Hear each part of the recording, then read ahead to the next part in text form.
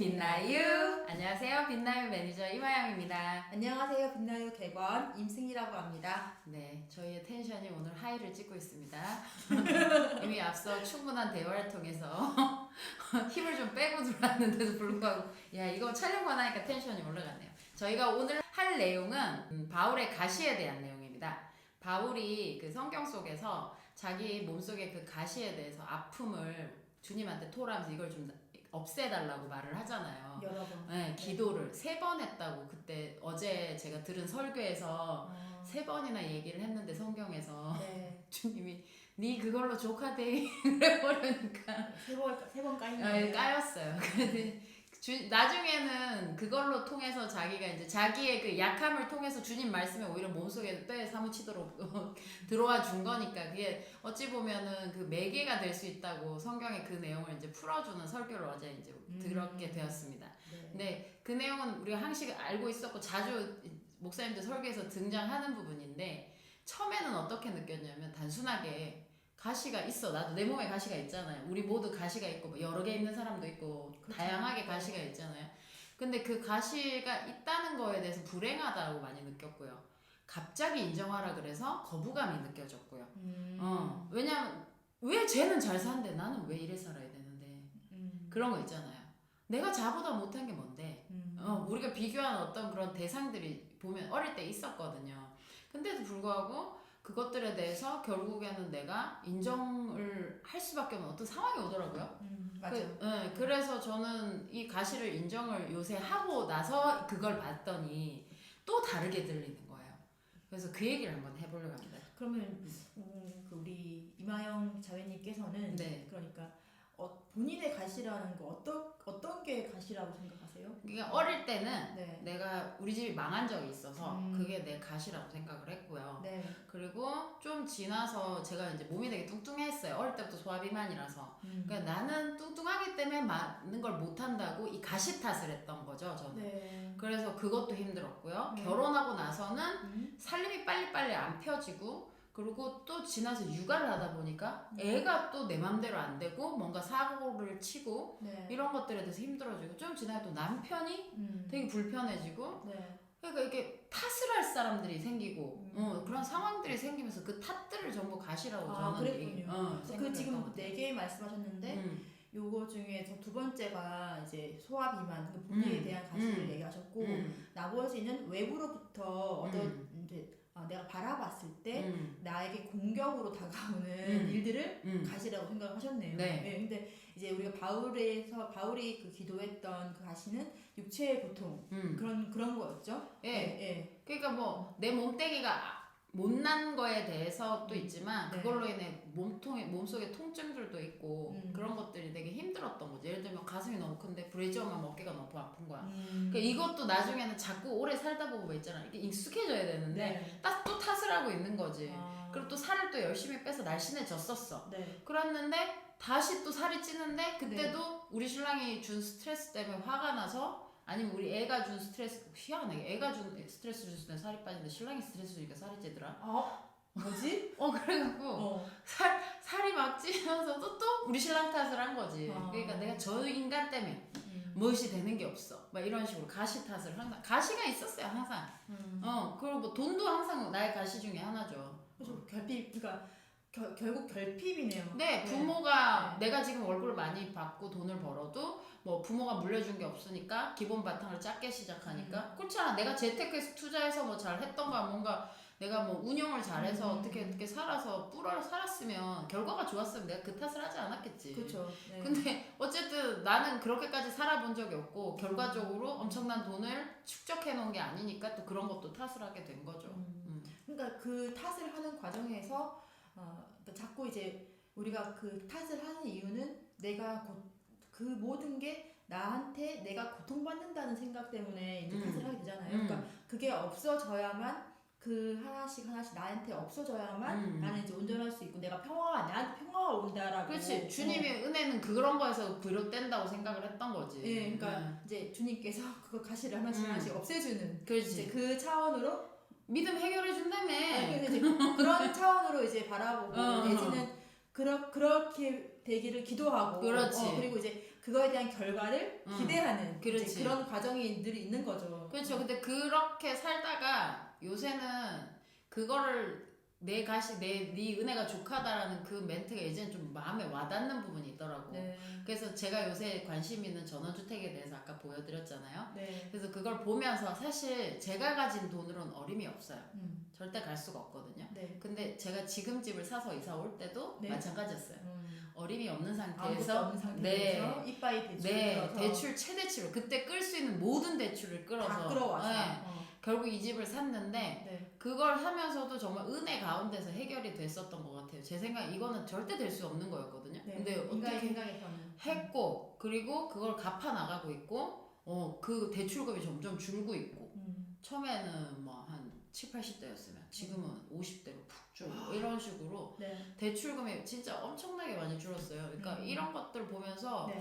되게 신비롭고 그런 건 좋았는데 또 이 새 대출을 해야 되잖아요. 그렇죠. 그 집을 가려면. 그러니까 이제 지금의 집이랑 비슷한 집으로 가면은 이제 그냥 바꿔치기 하면 되는데 지금의 집보다 이제 더 향상된 집을 가기 위해서는 그거에 비슷한 양의 이제 대출을 내야 되죠. 결국에는 대출 갖다 주는 거지. 그렇죠. 그래서 그거를 또 해야 할 생각을 하는데 또 인간의 마음이 있잖아요.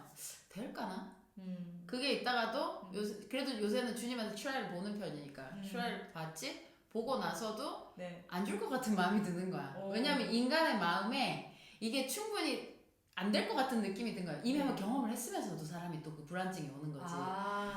그럼에도 불구하고 요새는 제일 최근은 어떤 상황이냐면 네. 주님이 이게 나한테 족하면 주시고 아니면 나는 아닌 줄 알고 그냥 인정할게요. 그러니까 그 결과에 대해서 내가 받아들이는 마음이 생겼네요. 그렇죠. 네. 그러니까 뜻대로 하십소서. 나는 이게 좋아요. 이거 갖고 싶어요라고 기도를 하는데 안 돼도 어쩔 수 없으니까 나는 내한테 필요한 건 아마 주셨을 건데 안 필요해서 안 주셨을 것 같은 거지. 그래서 거기에 그게 있네요. 그러니까 사실 똑같은 조건이에요. 전에도 이 집을 원한다고 기도했었고, 그러니까 우리가 청원 기도라는 게 하잖아요. 그러니까 이게 필요하고 이것도 달라고 이것도 먹어야 된다. 그러니까 먹고 사는 문제 내지는 내 욕구를 채워야 되는 것들을 주님께 다 요구를 하는 거죠. 그러니까 우리가 이 요구하는 기도를 처음에 너무 많이 하다가 또 그 다음 단계에서는 너무 이게 요구하는 단계는 이게 정말 주님이 뿐만 아니라 뭐 부처님도 있고 저희 사대 가서 비로도 되는 건데 굳이 예수님한테 말할 필요가 없는 거잖아요. 근데 그래서 예수님 입장에서는 얘들아 나는 그거를 다 미션을 해결해 준다 그러면 다른 신도 가능하다. 나에게 뭐 말할 필요 있을까 이렇게 하실 수도 있다. 저만 생각이 있는데 그래서 우리가 약간 그렇죠 하면서 그 다음 단계에서는 이제 그 다음 단계겠죠. 그 다음 단계에서는 똑같이 청원 기도를 해요. 필요를 기도를 하죠. 우리가 필요를 기도를 해야 됩니다. 그렇죠. 우리가 뭐 장미도 필요하겠지만 반드시 빵이 필요합니다. 빵을 먼저 사실상 너무 많이 기도했다가 나중에 이제 뭐 장미도 필요하다고 얘기를 하지만 이제 빵에 대한 기도를 반드시 해야 되는데 그 필요에 대한 기도를 할 때 이제 우리가 그거에 대한 이제 그 결과에 대한 자세가 달라졌다는 말씀을 하시는 거죠. 그래서 옛날에는 이제 그 전원주택을 이제 한 3년 동안 이제 준비됐으면 그때쯤이면 딱 떨어져야 되는데 이제 뭐시 안 됐어요. 그러면 뭐 왜 이러면서 이제 분노가 끌어가지고 그렇지. 옛날 같았으면 혼자 그랬지. 성질을 내는 거죠. 그리고 또 성질을 했다가 내가 뭐가 부족했을까 혼자 생각하면서 뭐 헌금을 더 내야 되는지 내지는 기도 양을 늘려야 되는 건지 아니면 어떤 구절이든 딱 맞는 구절을 찾아내서 이렇게 찾아내서 이 말씀을 안 읽어서 내가 그렇게 되는 건지 어떻게든 이거를 내가 이해하려고 합당하게 지금 이해되시려고 많은 노력을 했죠. 근데 지금은 그런 어떤 조작된 행동을 하지 않고 그렇지. 조잡스러웠지.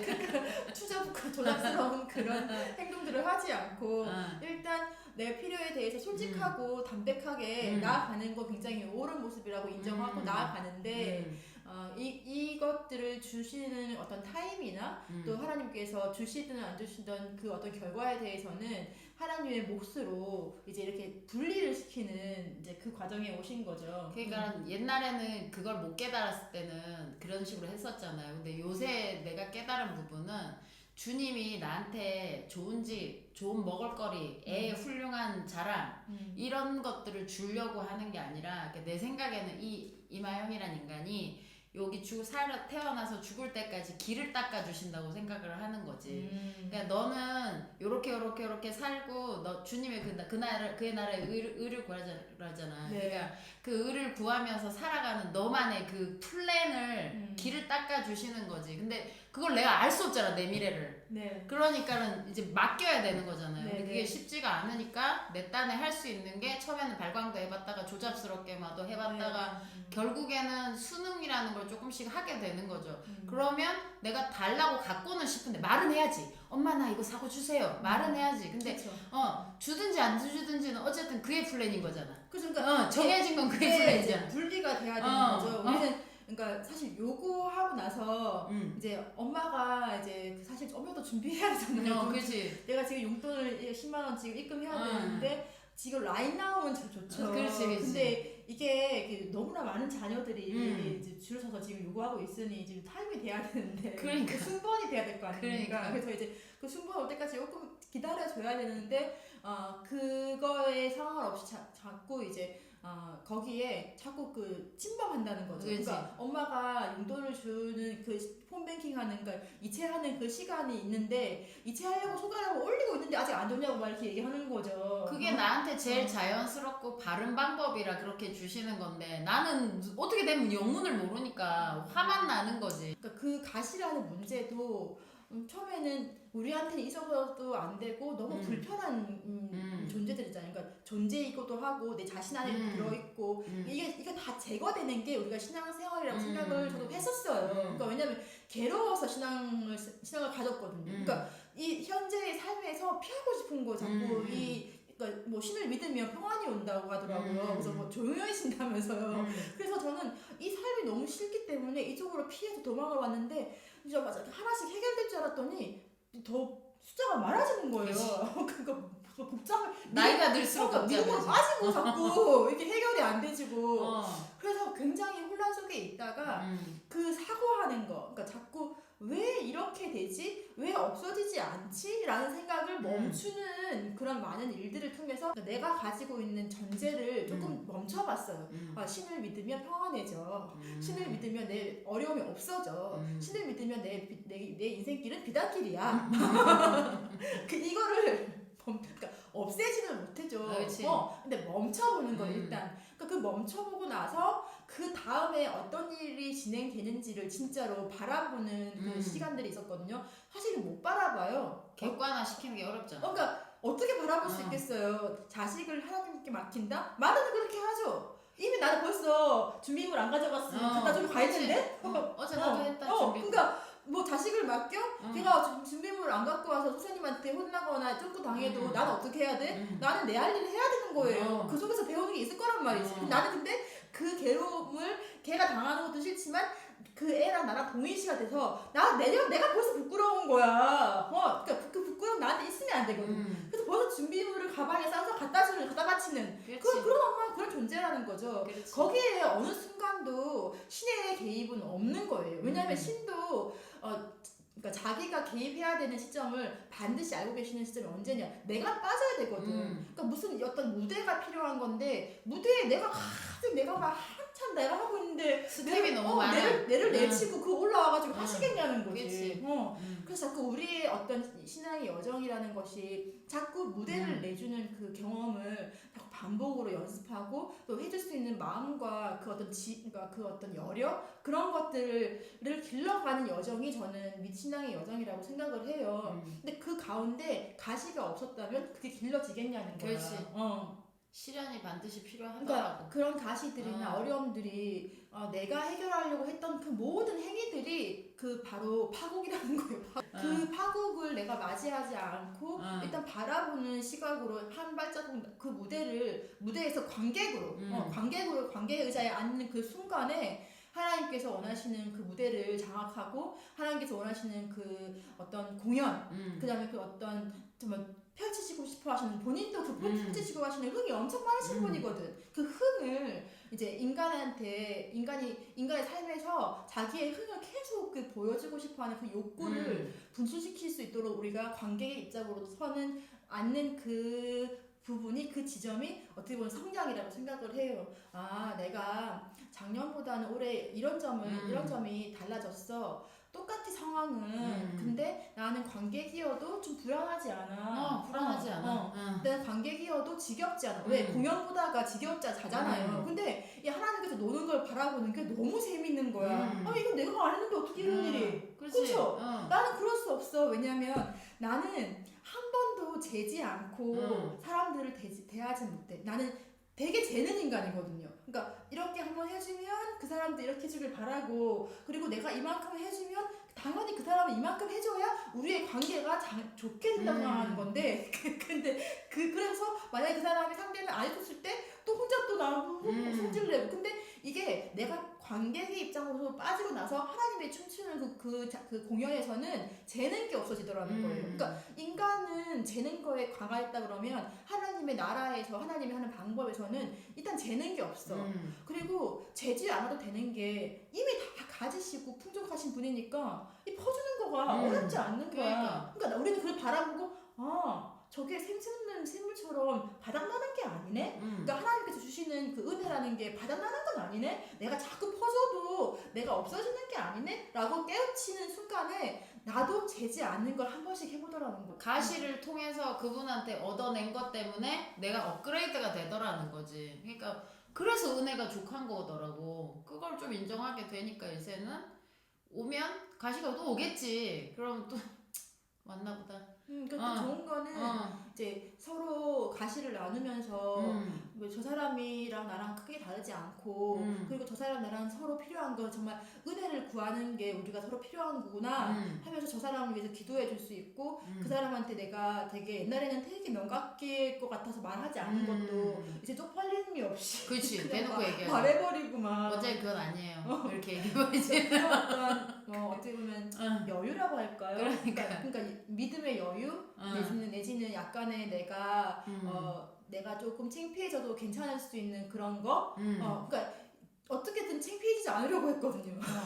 나 교육하면서 우리 가정사 얘기 다 해요. 그러니까 그리고 하영이는 원래 이런 옷을 안 입으네요. 원래 원피스에 자켓 요거였거든요. 저 파리 가려고요. 근데 저도 그렇고, 그러니까 각이 사실상 중요한 사람들이었어요. 그러니까 이 자리에서는 이 포맷으로, 그러니까 이런 거 굉장히 중요한 사람이었는데 그런 것들이 경계가 없어지는 삶에서 경계가 없어지는 경험을 굉장히 많이 하게 되는 게 요즘에 우리가 유연해졌다는 걸 많이 느껴요. 그러니까 근데 그게 모두 내가 가시로 통해서 그 가시를 주님께 맡기고 주님과 그것을 자꾸 논의하고, 그러니까 우리 논의한다고 하거든요. 아침에 주님과 브리핑하고 논의하고 오늘 이거 있을 겁니다. 이거 있는데 어떻게 하실 건지 생각을 얘기해 주세요. 그거 아무 생각 안 들리지. 그렇지만 운전하면서 꼭 그러니까 꼭 보고를 해요. 왜냐하면 그런 고백을 하면서 내지는 보고를 하면서 그분과 같이 사는 느낌을 우리가 가지게 되거든요. 생각이 또 정리가 돼요. 이게 정리가 약간 저기 길로 이렇게 정리를 연결을 해주는 그 느낌이 들잖아요. 그러면은 이게 이 뜻이구나 하고 좀 받아들이게도 되고, 아니면 좀 헷갈릴 때는 기다려도 보고 이런 식으로 조절을 하기 시작하는 거죠. 그래서 그 어떤 순간도 다 기도하게 되는 것 같습니다. 네, 그래서 오늘의 가시는 정말 필요한 거였다는 거를 이런 식으로 우리는 좀 이해했다. 네, 그런 많이 풀었네요. 그 얘기를 드리고 싶었습니다. 네, 오늘 여기까지. 그럼 안녕.